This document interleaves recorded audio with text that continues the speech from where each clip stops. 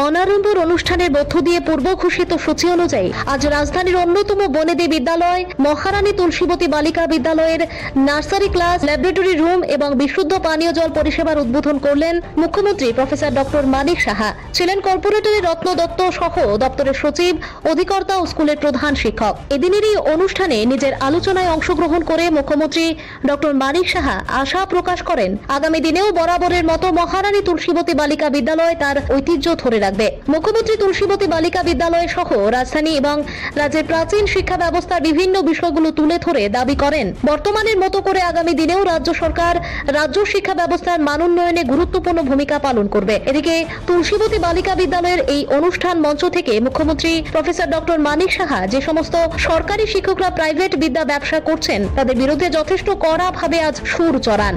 চিন্তা আছে যে যদি স্কুলে পরেও যদি দেখা যায় যে টিচারদের এখানে আলাদাভাবে স্কুলে পড়াশোনা হোক না, ওই নিয়ে আমরা একটা ভাবছি, আমাদের একটা চিন্তা ভাবনা আছে, যারা এডুকেশনিস্ট তাদের সাথে কথা বলবো, চর্চা হবে এই বিষয়টা কিভাবে প্রাইভেট টিউশন চালাবো।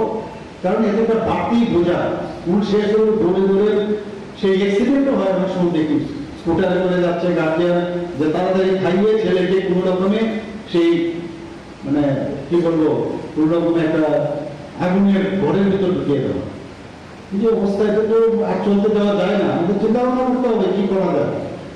এবং টিচারদেরও আমরা দেখবো আগামী দিন যে টিচার মানে ওইভাবে যদি চিন্তা ভাবনা করে, আইন আছে, আইনের জায়গায় আইন দিয়ে সবকিছু হবে না, তাদেরকে নিয়মিত বসতে হবে যে আপনারা কি চান।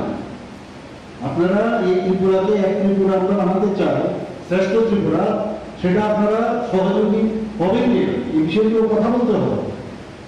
আমরা চাই আমাদের ছেলে মেয়েরা আরো বেশি করে ত্রিপুরার নাম উজ্জ্বল করছে, কিন্তু প্রতিটা স্টুডেন্ট যেন একবার হয়। কেন আমরা এইভাবে এত অতিরিক্ত, এতে মানসিক সমস্যা হচ্ছে। আমাদের বহু স্টুডেন্ট ছাত্রছাত্রীদের মধ্যে দেখা যায় মানসিক রোগের প্রবণতা দেখা দিয়েছে, বিগত লোক এটা হতে দেওয়া চলে না। মুখে কিন্তু আমি বলছি না, এটা আমরা করে দেখাবো। যদি দেখা যায় যে এই কমিটি বা এই ধরনের যারা এডুকেশনিস্ট আছে বা যারা সাইকোলজিস্ট আছে, সাইকিয়াট্রিস্ট আছে, ডাক্তারদেরকে আমরা বলবো সবাই মিলিতভাবে চিন্তা ভাবনা করবো, এভাবে সম্ভব না এবং এটা হতে দেওয়া যায় না। Bureau report, Tripura news 8।